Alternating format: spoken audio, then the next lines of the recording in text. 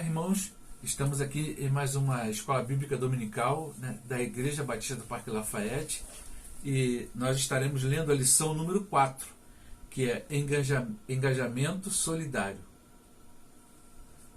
E o texto para esta lição está lá no livro de Filipenses, no capítulo 2, do versículo de 1 a 11, que tem como título na minha Bíblia assim: tenham a atitude de Cristo. Há alguma motivação por estar em Cristo? É uma pergunta que é feita, né? Logo aqui no versículo 1. Será que existe alguma motivação para nós estarmos em Cristo no meio de uma pandemia, passando pelas coisas que estamos passando? É um caso que nós devemos refletir. Há alguma consolação que vem do amor? Há alguma comunhão no Espírito? Há alguma compaixão e afeição?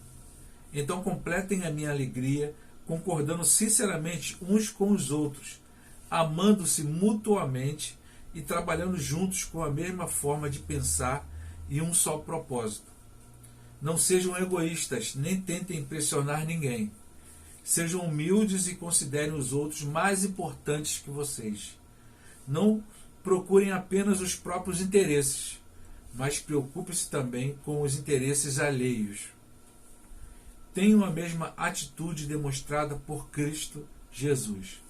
Embora sendo Deus, não considerou que ser igual a Deus fosse algo a que devesse se apegar.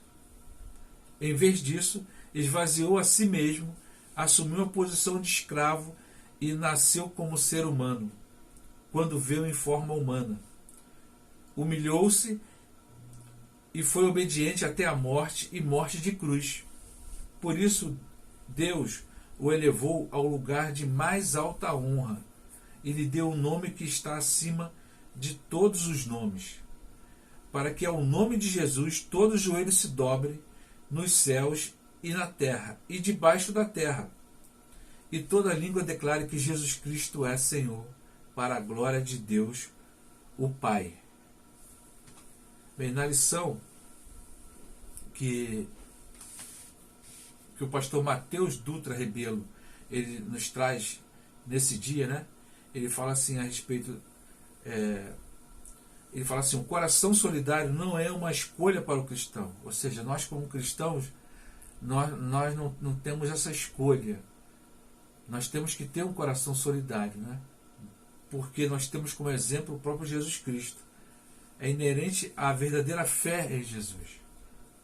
Uma vez alicerçada nele, em sua pessoa e em seus atos, perceberemos que, nessa fé, não há espaço para negligência, indiferença e impiedade. Há espaço apenas para uma legítima atitude agregadora, que não é egoísta, mas sim, acima de tudo, empática, ou seja, temos empatia para com as pessoas que fazem parte do nosso círculo, dentro da nossa família, dentro da nossa igreja, dentro da sociedade na qual nós vivemos. Não são necessários discursos de natureza política e ideológica, né? Antes disso, já existia o discurso de Jesus Cristo a respeito de Deus, de Jesus Cristo a respeito de nós sermos, né? Pessoas solidárias com isso, para agirmos solidariamente, apenas um firme compromisso de ter a mesma disposição que houve em Cristo. Tende em vós o mesmo sentimento que houve em Cristo Jesus. Filipenses, o capítulo 2, versículo 5, que acabamos de ler. Procuramos entender Jesus em seu majestoso ato solidário. O que o motivou? Qual maneira o fez? Essas são as perguntas a serem feitas. E o ponto 1 da lição fala assim: a motivação da ação solidária. Qual seria a motivação de nós termos uma ação solidária? Não existe outro que não seja o amor. Pela força das circunstâncias, o mundo se viu obrigado a rever o paradigma da sua convivência social, pelo momento que estamos vivendo nos dias de hoje, né? É algo que vai além dos hábitos de higiene. Percebemos o quanto nossas vidas se afetam mutuamente e pelo isolamento.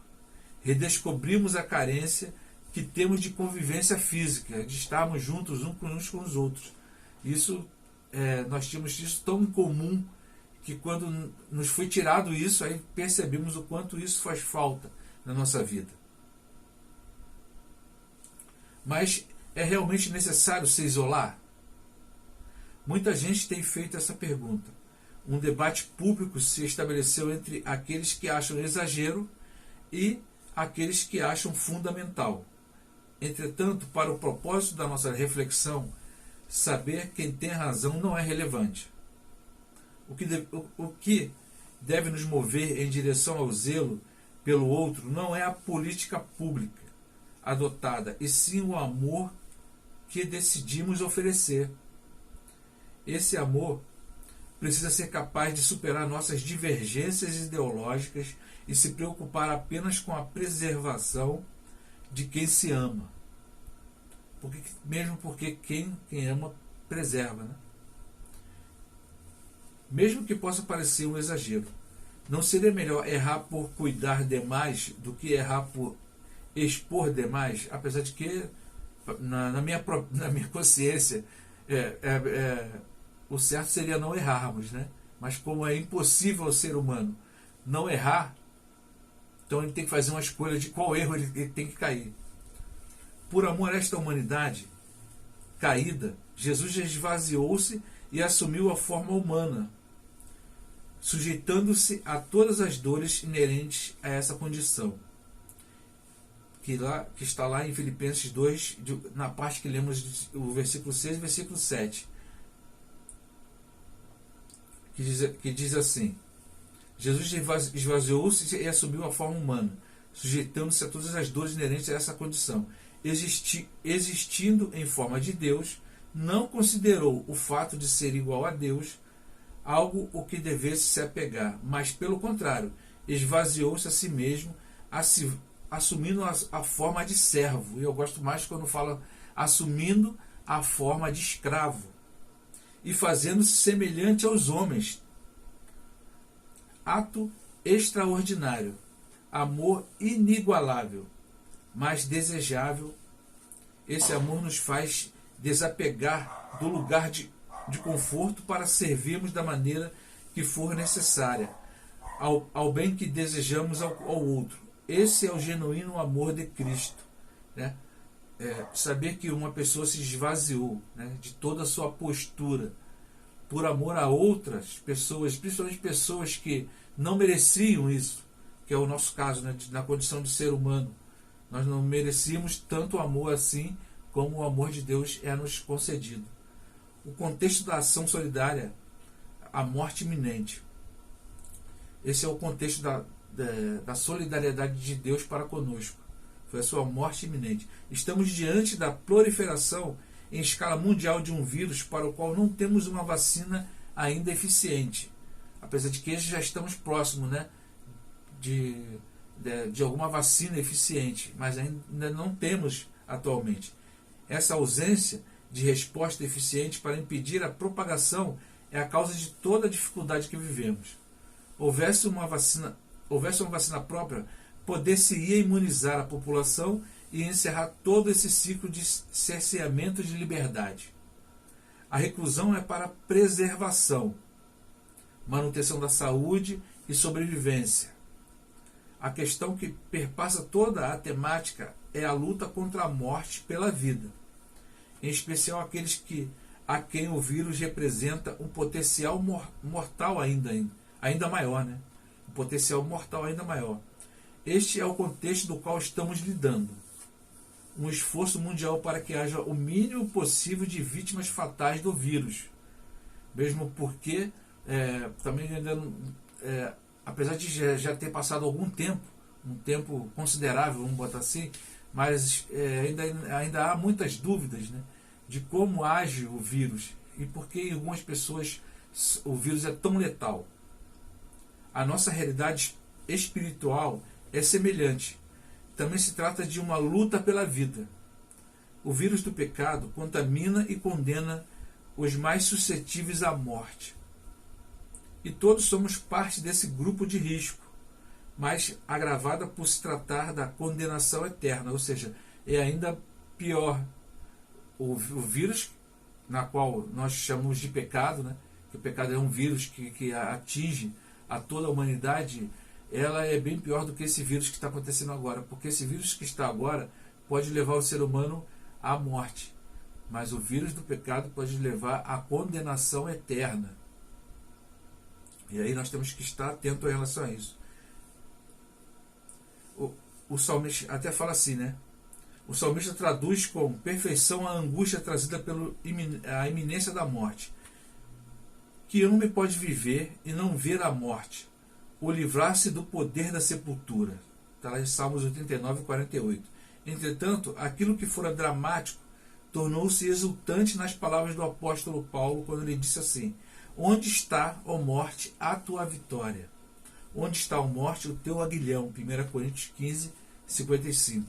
Essa reviravolta radical de condenados para libertos, porque antes pensava muito na condenação que a morte trazia, e agora nós sabemos que Jesus Cristo está acima da morte, por isso ele nos trouxe a libertação. Aí fala que é com esse amor que confrontamos as diversas faces da morte. Quando o isolamento é do coração, estamos condenados. Mas seremos imunizados no efeito devastador do pecado se aplicarmos esse mesmo amor de Jesus. Ele é a cura para toda forma de morte. Com certeza, né? Nós temos, existe até um ditado que fala que para a morte não há solução. Esse ditado está completamente errado. Para a morte há Jesus como solução. Ação solidária, autossacrifício. O que estamos dispostos a dar por aquilo que acreditamos? É uma grande pergunta essa. O que nós estamos dispostos a dar por aquilo que acreditamos? No episódio da viúva pobre, observamos uma senhora fazendo do seu pouco seu tudo, enquanto homens abastados faziam do seu muito quase nada. Está lá em Lucas 21, de 1 a 4, que eu irei ler agora. Jesus observa os ricos que colocavam suas contribuições no cofre de ofertas. Viu também uma pobre viúva colocar ali 2 moedas pequenas e disse: em verdade vos digo que esta viúva pobre contribuiu mais do que todos, pois todos aqueles deram do que lhes sobrava, mas ela, da sua pobreza, deu tudo o que tinha para o seu sustento. Através desse episódio, Jesus nos ensina que em seu universo a efetividade não está relacionada ao quantitativo e sim ao qualitativo. O que é de efetivo nessa ação de colocar 2 moedas lá? Então, não estava relacionada ao quantitativo e sim ao qualitativo. Ofertas expressivas de baixa qualidade moral nada significam quando comparadas a ofertas miseráveis qualitativamente, mas moralmente imensuráveis. Daí a pergunta inicial deste tópico não ser o quanto estamos dispostos a dar, e sim o que estamos dispostos a dar. Mesmo porque Jesus Cristo usou uma balança ali, e a balança ela é usada para você pesar as pessoas com o mesmo peso. E qual foi a balança? Ele usou a balança da porcentagem. Se você for analisar, a mulher deu tudo, então ela quer dizer que ela deu 100% do que ela tinha. Não importaria qual o valor que foi. Ali no caso foram 2 moedas. Enquanto que as outras pessoas estavam dando porcentagens bem menores, talvez, não se sabe, talvez até 1% do que eles realmente tinham. Daí a importância do quanto que aquela mulher deu. Quando pensamos na pandemia, certamente alguns já se perguntaram: será suficiente para preservar as pessoas próximas, higienizar com mais frequência minhas mãos, usar máscara em todo lugar público, cumprimentar as pessoas de longe, evitar ao máximo sair de casa? Como minha dificuldade financeira pode ser útil para frear o vírus? Essas e outras perguntas partem do ponto de vista quantitativo. O quanto fazer ou não será suficiente. Nesse campo haverá divergências, com certeza sempre há divergência. O engajamento solidário que precisamos não observar as opiniões individuais sobre a efetividade, e sim aquilo que está ao alcance de cada um, né? Desejável seria descobrir a vacina, mas não sendo possível, que se faça todo o possível, então. Aquilo que, se não temos como fazer o possível, então vamos tentar fazer aquilo que é possível. Porque o propósito não é ter razão sobre o jeito certo ou errado, mesmo porque diante de coisas novas, porque a pandemia é para a nossa geração, né? Para a geração das pessoas que estão vivendo agora, é uma coisa nova. E se tratando de uma coisa nova, com certeza iremos acertar e errar. O propósito é fazer algo por alguém que quero preservar, qualquer coisa que esteja ao alcance. Então, tanto aqueles que erraram para mais, outros que erraram para menos, eu acho que a gente não devemos julgar, né, as pessoas. Além do mais, quando a intenção delas era proteger outras. Se na oferta da viúva o que se pretendia era honrar a Deus, pouco importava o valor ofertado, desde que ele manifestasse um autêntico ato de culto. As ações de preservação da pandemia não precisam ser necessariamente eficientes, mesmo porque, como disse, estamos vivendo uma coisa nova, só vamos saber se é eficiente depois que a gente já tiver feito. Precisamos apenas que elas demonstrem que estamos realmente comprometidos com o bem-estar do outro, mesmo que nossas ações possam parecer inócuas. Não é a efetividade da ação em si que reflete em nós espiritualmente, e sim se elas exprimem meu engajamento em fazer o que for preciso para cuidar do outro, né? Não é uma questão somente uma questão espiritual, mas em diante da situação que estamos vivendo. Qual é a nossa intencionalidade por detrás daquilo? É preservar o outro? É porque nós amamos as pessoas? Isso é que é o importante. E o ponto 4, a igreja primitiva, era um caso concreto. E vamos entender o porquê. Estamos descobrindo muito de nós mesmos nessa pandemia. Se você não descobriu coisas novas nessa pandemia, eu acho que está faltando alguma coisa. Porque se foi introduzido na nossa vida algo novo, temos que aprender algo novo com isso. O quanto gostamos de ficar ou sair de casa, o quanto precisamos de contato físico, o quanto nos faz falta a liberdade. É muito didático para nós perceber que a saída desta crise não depende da capacidade individual de solucionar problemas. Não será individualmente nós solucionando os problemas, mas no agir coletivo por um bem comum. Isto é engajamento solidário. Agir com todos, pelo bem de todos, dedicando o que for possível. Ainda que para algumas pessoas, elas achem que a pandemia só está acontecendo na vida dela ou na casa dela, isso é uma coisa mundial. Parece até engraçado falar isso, mas nós temos que perceber isso. Isso é uma coisa mundial, agindo na vida de todas as pessoas, agindo na vida de governos. Então, a gente tem que entender que se isso é uma coisa mundial, não vai ser um ato individual que estará solucionando, né? Ou pelo menos minimizando as coisas. É necessário a gente se enganjar de um modo que a gente possa agir em conjunto.